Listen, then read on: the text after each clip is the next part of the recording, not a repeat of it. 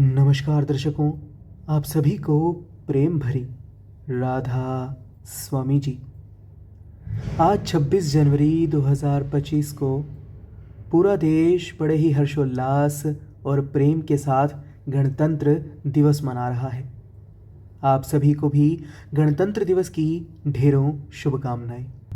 आज 26 जनवरी 2025 का दिन इंदौर स्थित राधा स्वामी सत्संग ब्यास के सत्संग केंद्र में एक ऐतिहासिक अवसर बन गया, जब संत सतगुरु बाबा गुरिंदर सिंह ढिल्लों जी ने अपनी वाणी से संगत को निहाल किया। आज राधा स्वामी सत्संग ब्यास के प्रमुख बाबा गुरिंदर सिंह ढिल्लों जी ने इंदौर में सत्संग फरमाया। सत्संग की शुरुआत से पहले ही सुबह से ही संगत की भीड़ सत्संग स्थल पर जुटने लगी थी। हर कोई बाबा जी के सत्संग को सुनने और उनकी वाणी में आत्मिक शांति पाने के लिए उत्सुक था। सब में जोश भरा हुआ था। सत्संग स्थल पर बाबा जी ने जैसे ही स्टेज पर कदम रखा, संगत ने उनका प्रेम पूर्वक स्वागत किया। सबसे पहले बाबा जी ने गद्दी को माथा टेका, फिर हजूर जी महाराज जी ने भी गद्दी को नमन किया और अपने स्थान पर विराजमान हो गए। यह दृश्य अत्यंत ही सुंदर था, जिसने संगत को गुरुओं के प्रति श्रद्धा और समर्पण का महत्व समझाया। सुबह 9:30 बजे बाबा जी ने संगत पर अपनी दया दृष्टि डालते हुए सत्संग आरंभ किया। बाबा जी ने अपने सत्संग की शुरुआत पंजवी पातशाही जी की पवित्र बाणी आद निरंजन प्रभ निरंकारा सब महावरते आप निरारा से की। उन्होंने इन शब्दों का अर्थ समझाते हुए बताया कि पंजवी पातशाही हमें समझाना चाहते हैं कि हमें भक्ति किसकी करनी है और हमें भक्ति का कौन सा साधन इस्तेमाल करना है। ये गुरु घर की वाणी है। बाबा जी ने निरंजन शब्द का विस्तार से गहराई से अर्थ समझाया। उन्होंने फरमाया कि अंजन का मतलब होता है माया, और निरंजन वो है जो माया से परे है। अब माया क्या है? माया वह है जो नश्वर है, जो एक दिन समाप्त हो जाएगी। जो चीज़ एक दिन खत्म हो जाए वो माया है। इस संसार की हर वस्तु माया है, क्योंकि उसका अंत निश्चित है। लेकिन परमात्मा, वो मालिक, माया से परे है। वे अनंत हैं, सदा से हैं, हमेशा से हैं और हमेशा रहेंगे। हमें भक्ति भी उसी परमात्मा की करनी है, जो नश्वर नहीं बल्कि शाश्वत सच है।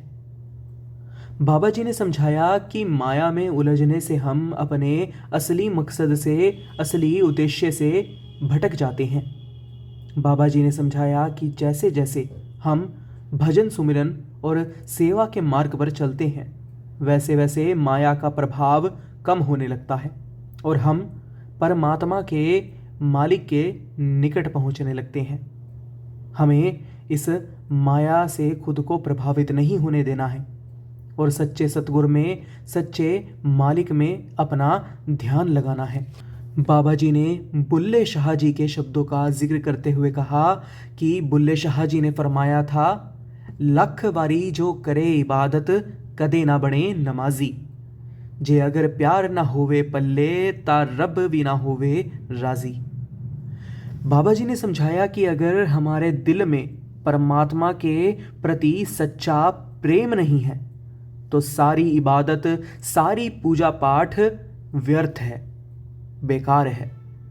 सच्ची भक्ति वही है जिसमें प्रेम और लगन हो। हमारे दिल में, हमारे हृदय में उस मालिक के लिए सच्ची लगन, सच्ची चाह, शिद्दत होनी चाहिए। शिद्दत उस मालिक को पाने की, उस मालिक को अपना बनाने की, खुद को उस मालिक के सुपुर्द कर देने की, कि हमें दुनिया की कोई चीज़ प्रभावित ना कर पाए, हमें दुनिया की किसी चीज़ से असर ही ना पड़े। मन में सिर्फ एक इच्छा हो कि हमें वह परमात्मा चाहिए। जैसे आम इंसान किसी चीज़ की चाहत रखते हुए किसी चीज़ को पाने के लिए जद्दोजहद करता है, कड़ी मेहनत करता है कि उसे उसकी मनपसंद चीज़ मिल जाए, क्योंकि उस चीज़ के लिए उसके मन में प्रेम होता है, चाह होती है, शिद्दत होती है। ठीक वैसी ही शिद्दत, वैसी ही चाह, वैसा ही प्रेम परमात्मा के लिए जब दिल में पैदा होगा, तब हम परमार्थ के सच्चे राह पर चल निकलेंगे। उस दिन हम वाकई में परमात्मा के करीब पहुंच जाएंगे। बाबा जी समझाते हैं कि आजकल इंसान धर्म, जाति, मजहब, भेदभाव पर खुद को बांट लेता है। ऐसा क्यों करता है? बाहरी देख दिखावे में पड़कर, बाहरी फॉर्मेलिटियों में पड़कर। हर कोई कहता है कि उसका भगवान सबसे बड़ा है, लेकिन सच्चाई तो ये है कि परमात्मा एक ही है। बाबा जी समझाते हैं कि जब संत महापुरुष इस धरती पर आए तो उनका एक उद्देश्य था कि वह मानव को परमात्मा तक पहुंचने का साधन समझा सके, उनकी भक्ति का रास्ता दिखा सके। अब जैसा कि हम सब जानते हैं कि जैसे जैसे ज्योग्राफिकल एरिया बदलता है, भौगोलिक स्थितियां बदलती हैं, तो अलग अलग सभ्यताएं देखने को मिलती है। प्रांत बदलते ही परंपराएं, संस्कृतियां बदल जाती हैं। जैसे आप चीन में जाओगे तो वहाँ की सभ्यता अलग होगी, मान्यताएं अलग होंगी, लोगों का व्यवहार अलग होगा। आप अफ्रीका जाओ, अमेरिका जाओ, हर जगह की सभ्यताएं अलग अलग होंगी।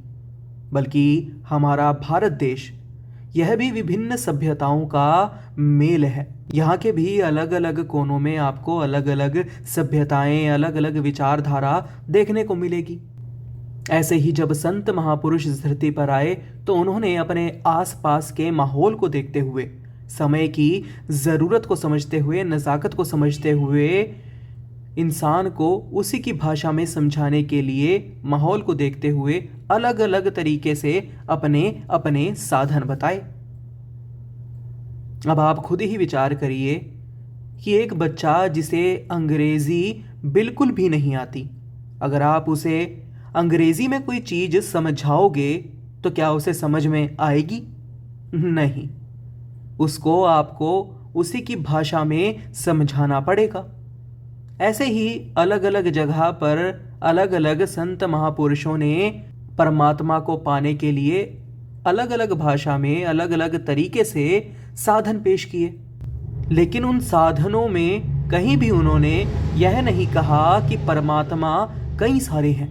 आप कोई सा भी धर्म उठाकर देख लीजिए, अगर आप धर्म के सार को अच्छे से समझोगे तो आपको पता चलेगा कि कोई भी धर्म यह नहीं कहता कि परमात्मा 2, 3 या फिर 4 हैं।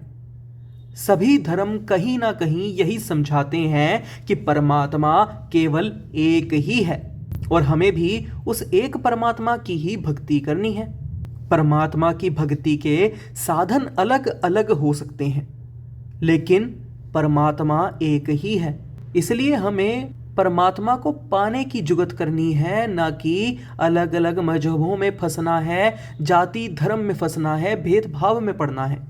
हमें किसी के धर्म को नीचा नहीं समझना, हमें किसी के धर्म की बुराई नहीं करनी। सब धर्म मानवता की ही बात बताते हैं। संत महापुरुषों ने बस अलग अलग माहौल को देखते हुए अलग अलग भक्ति के साधन पेश किए, लेकिन सबकी राह केवल परमार्थ की राह की तरफ ही बढ़ती है।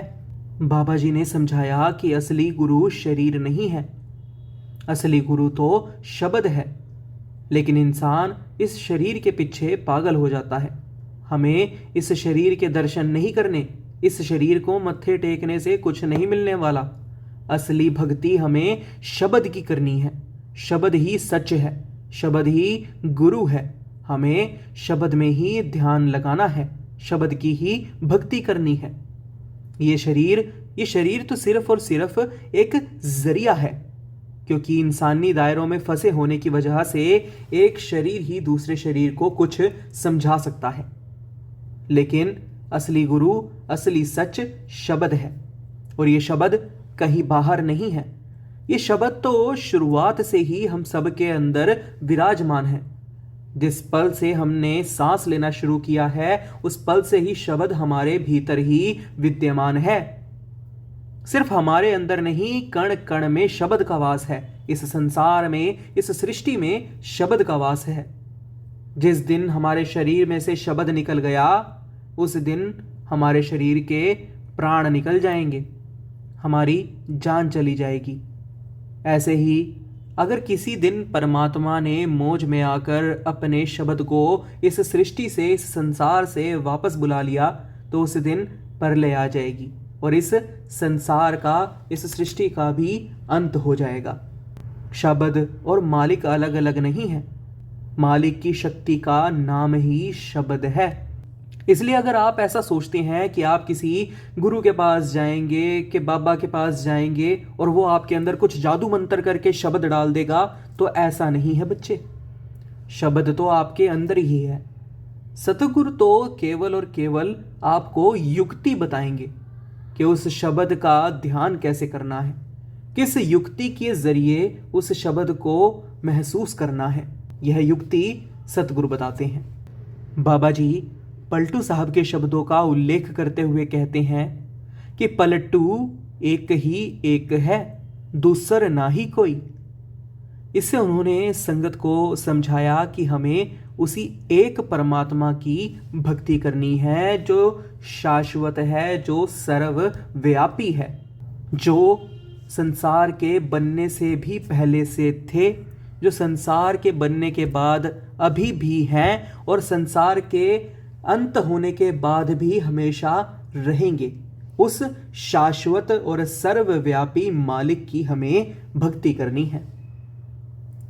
बाबा जी ने समझाया कि 84 लाख योनियों में मानव योनि सबसे अनमोल है, क्योंकि केवल और केवल इसी योनि में हम भक्ति करने और मोक्ष पाने के लिए सक्षम होते हैं। इस योनि में आकर ही हम भक्ति करके परमात्मा को पाने का अवसर पा सकते हैं। अन्य योनियों में यह संभव नहीं है। बाबा जी ने समझाया कि हमें इस अवसर का सही उपयोग करते हुए शब्द में चित्त लगाना है, शब्द में ध्यान लगाना है, नाम की कमाई करनी है। सत्संग के अंत में बाबा जी ने संगत को प्रेरित किया कि वे भजन सुमिरन में और सेवा में अपना मन लगाएं। बाबा जी ने समझाया कि यह जीवन अनमोल है और हमें इसे बेकार नहीं जाने देना है। हम नहीं जानते कि कल क्या होगा। हमें अगली सांस का भी भरोसा नहीं है कि वो भी आएगी या फिर नहीं।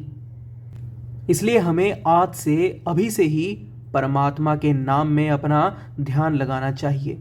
नाम की भक्ति में, नाम के सिमरन में अपनी लगन लगानी चाहिए। परमात्मा के प्रति चाह पैदा कीजिए, लगन लगाइए, शिद्दत से परमात्मा को पाने के लिए नाम का सिमरन करिए। एक दिन परमात्मा आप पर कृपा जरूर करेंगे। बाबा जी के सत्संग ने संगत को आत्म जागृति और भक्ति के सच्चे मार्ग पर चलने की प्रेरणा दी। उन्होंने साफ और स्पष्ट भाषा में समझाया कि परमात्मा को पाने का मार्ग कहीं बाहरी देख दिखावों में, बाहरी आडंबरों में नहीं है। परमात्मा को पाने का रास्ता, उस मालिक को पाने का रास्ता तो हमारे अंदर ही है, क्योंकि मालिक कहीं बाहर नहीं मिलेंगे, मालिक तो हमारे भीतर ही है। संगत के लिए यह एक दिव्य और आत्मिक अनुभव था जिसने उन्हें भक्ति और सेवा के प्रति समर्पित होने की प्रेरणा दी। यह सत्संग न केवल संगत के लिए एक आध्यात्मिक मार्गदर्शन था, बल्कि आत्म जागृति और भक्ति के महत्व को समझने का अवसर भी। इस दिन को संगत लंबे समय तक याद रखेगी। आज की यह वीडियो आपको कैसी लगी, अपनी राय हमें कमेंट बॉक्स में ज़रूर बताइएगा। फिलहाल के लिए इतना ही। एक बार फिर से लौटेंगे एक नई अपडेट के साथ। तब तक के लिए राधा स्वामी जी।